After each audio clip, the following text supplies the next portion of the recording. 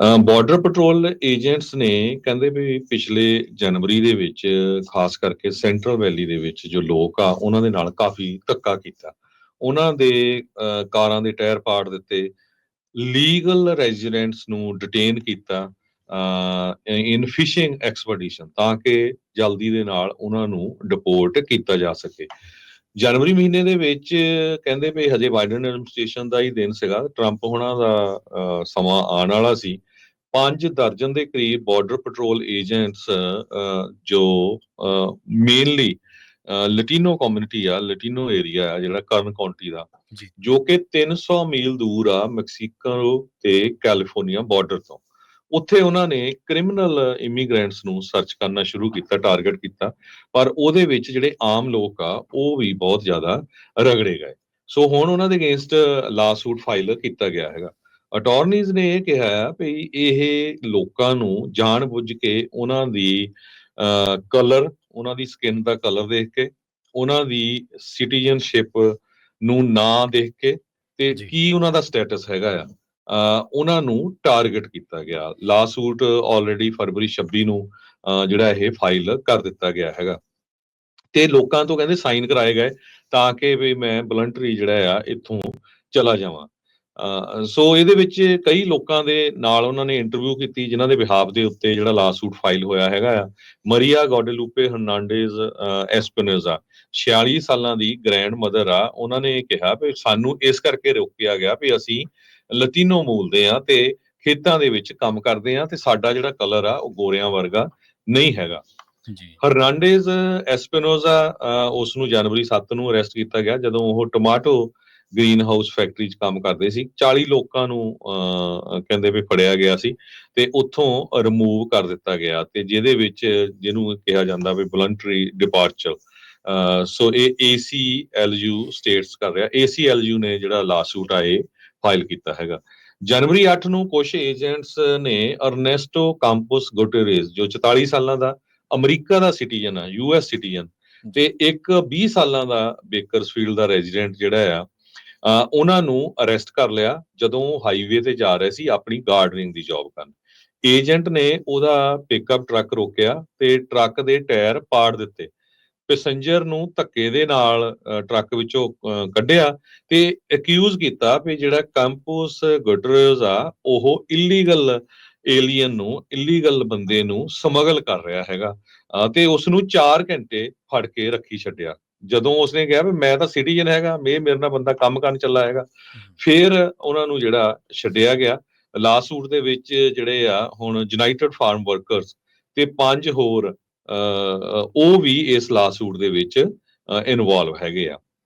ਸੋ ਕਹਿੰਦੇ ਵੀ ਦਿਸ ਵਾਜ਼ ਏ ਫਿਸ਼ਿੰਗ ਐਕਸਪੀਡੀਸ਼ਨ ਜਿਹਦੇ ਵਿੱਚ ਬਾਰਡਰ ਪੈਟਰੋਲ ਏਜੰਟਸ ਨੇ ਇੱਕ ਪਾਰਟਿਕੂਲਰ ਗਰੁੱਪ ਦੇ ਲੋਕਾਂ ਨੂੰ ਟਾਰਗੇਟ ਕੀਤਾ, ਰੇਸ਼ੀਅਲ ਪ੍ਰੋਫਾਈਲਿੰਗ ਕੀਤੀ ਤੇ ਪੂਰੀ ਕਮਿਊਨਿਟੀ ਦੇ ਵਿੱਚ ਇਹ ਜੋ ਸਪੈਨਿਸ਼ ਕਮਿਊਨਿਟੀ ਆ ਉਹਦੇ ਵਿੱਚ ਉਹਨਾਂ ਨੇ ਇਹ ਸਾਰਾ ਕੰਮ ਕੀਤਾ ਹੈਗਾ। ਬਰੀ ਵਰਨ ਵੈਗਨਰ ਜੋ ਸੀਨੀਅਰ ਸਟਾਫ ਅਟਾਰਨੀ ਆ ACLU ਦੇ ਨਾਰਦਰਨ ਕੈਲੀਫੋਰਨੀਆ ਦੇ, ਉਹਨਾਂ ਨੇ NBC ਨਿਊਜ਼ ਨੂੰ ਦੱਸਿਆ ਹੈਗਾ। ਕਹਿੰਦੇ ਵੀ ਉਸ ਤੋਂ ਬਾਅਦ ਸੇਮ ਦਿਨ ਬਾਰਡਰ ਪੈਟਰੋਲ ਏਜੰਟਸ ਨੇ ਜੋਲਾਂਡਾ ਮਾਰਟੀਨਸ, ਇੱਕ 56 ਸਾਲਾਂ ਦੀ ਲਾਫੁਲ ਪਰਮਾਨੈਂਟ ਰੈਜ਼ੀਡੈਂਟ, ਉਹਨੂੰ ਅਰੈਸਟ ਕਰ ਲਿਆ। ਉਹਦਾ ਜਿਹੜਾ ਸੀਗਾ ਕਿਸੇ ਤਰ੍ਹਾਂ ਦਾ ਕੋਈ ਕ੍ਰਾਈਮ ਨਹੀਂ ਸੀ, ਕੋਈ ਕੁਛ ਨਹੀਂ ਸੀ। ਇੱਕ 45 ਸਾਲਾਂ ਦੀ ਕਾਉਂਟੀ ਦੇ ਰੈਜ਼ੀਡੈਂਟ ਐਗੁਲੇਰਾ ਮਾਰਟੀਨਸ ਨੇ ਜਦੋਂ ਆਪਣਾ ਕੈਲੀਫੋਰਨੀਆ ਦਾ ਡਰਾਈਵਿੰਗ ਲਾਇਸੈਂਸ ਵੀ ਦਿਖਾ ਲਿਆ ਤੇ ਉਹਨੂੰ ਵੀ ਜਿਹੜਾ ਆ ਬਾਰਡਰ ਪੈਟਰੋਲ ਏਜੰਟ ਨੇ ਕਿਹਾ ਵੀ ਤੂੰ ਕਾਰ ਤੋਂ ਬਾਹਰ ਆ, ਤੇ ਮਦਰ ਤੇ ਗ੍ਰੈਂਡ ਮਦਰ ਉਹਨਾਂ ਨੂੰ ਗਰਾਊਂਡ ਦੇ ਉੱਤੇ ਲੰਮਾ ਪਾ ਲਿਆ ਤੇ ਉਹਨਾਂ ਨੂੰ ਹੈਂਡਕਫ ਕੀਤਾ ਤੇ ਅਰੈਸਟ ਕਰ ਲਿਆ ਤੇ ਉਸ ਨੂੰ ਆਪਣੀ ਜਿਹੜੀ ਆ ਬਾਰਡਰ ਪੈਟਰੋਲ ਏਜੰਟਸ ਦੀ ਕਾਰ ਆ, SUV ਆ, ਉਹਦੇ ਵਿੱਚ ਉਹਨਾਂ ਨੇ ਬੈਕ ਸੀਟ ਦੇ ਉੱਤੇ ਰੱਖ ਲਿਆ ਤੇ ਉਹ ਤੋਂ ਬਾਅਦ ਉਹਨਾਂ ਨੇ ਕਿਹਾ ਵੀ ਮੇਰਾ ਤਾਂ ਲੀਗਲ ਰੈਜ਼ੀਡੈਂਸ ਆ, ਵੀ ਮੈਂ ਪਰਮਾਨੈਂਟ ਰੈਜ਼ੀਡੈਂਟ ਆ। ਤੇ ਜਦੋਂ ਉਹਨੇ ਫੋਟੋ ਦਿਖਾ ਲਈ ਉਹ ਤੋਂ ਬਾਅਦ ਉਹਨਾਂ ਨੇ F ਵਰਡ ਯੂਜ਼ ਕਰਕੇ ਜਿਹੜੇ ਬਾਰਡਰ ਪੈਟਰੋਲ ਏਜੰਟਸ ਆ ਉਹਨੂੰ ਕਿਹਾ ਵੀ ਇੱਥੋਂ ਭੱਜ ਜਾ। ਸੋ ਉਹ ਬੀਬੀ ਵੀ ਇਸ ਲਾਸੂਟ ਦੇ ਵਿੱਚ ਇਨਵੋਲਵ ਹੈਗੀ ਆ।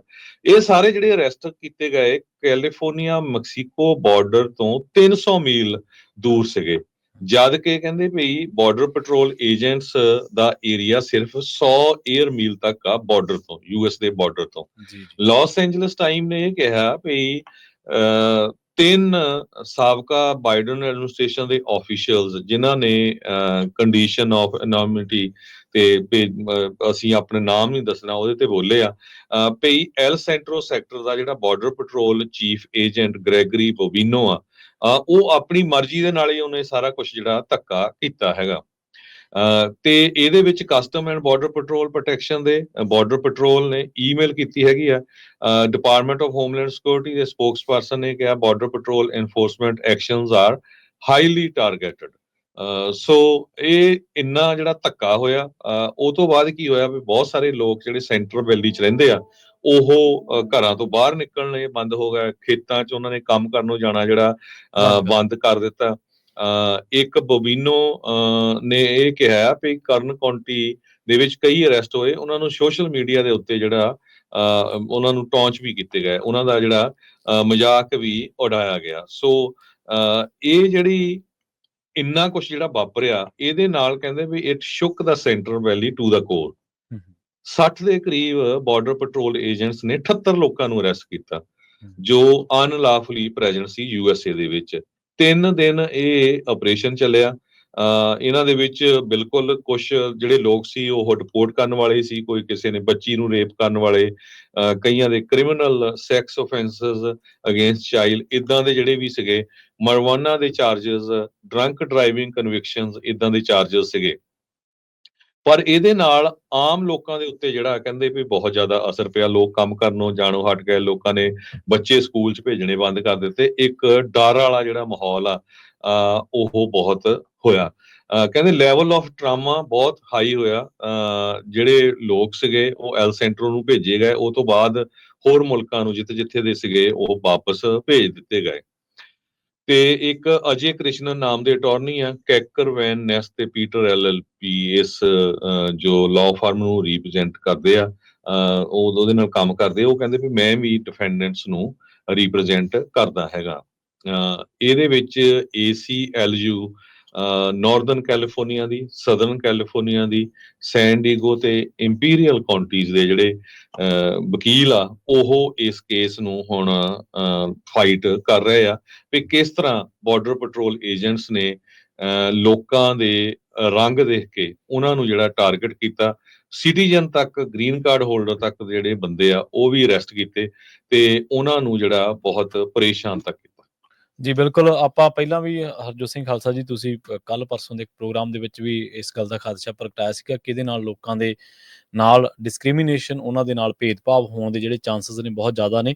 ਤੇ ਇਹਨੇ ਇੱਕ ਵਾਰ ਫਿਰ ਤੋਂ ਇੱਕ ਨਵੀਂ ਡਿਬੇਟ ਜਿਹੜੀ ਉਹ ਅਮਰੀਕਾ ਦੇ ਵਿੱਚ ਛੇੜ ਦਿੱਤੀ ਹੈ ਵੀ ਜਿਹੜਾ ਅਧਿਕਾਰ ਖੇਤਰ ਆ ਉਹ 100 ਮੀਲ ਦਾ ਕਿਸੇ ਵੀ ਬਾਰਡਰ ਏਜੰਸੀ ਦਾ, ਬਾਰਡਰ ਪੈਟਰੋਲ ਦਾ, ਕਿਸੇ ਵੀ ਪ੍ਰਵਾਸੀ ਨੂੰ ਫੜਨ ਦੇ ਲਈ, ਇਮੀਗ੍ਰੈਂਟ ਨੂੰ ਫੜਨ ਦੇ ਲਈ, ਤਾਂ ਉਹ ਹੁਣ 350 ਮੀਲ ਜਾਂ 300 ਮੀਲ ਤੋਂ ਬਾਹਰ ਆ ਕੇ ਕਿਵੇਂ ਆਪਣੇ ਅਧਿਕਾਰ ਖੇਤਰ ਤੋਂ ਬਾਹਰ ਆ ਕੇ ਜਿਹੜੇ ਕੰਮ ਉਹ ਕਰ ਰਹੇ ਨੇ।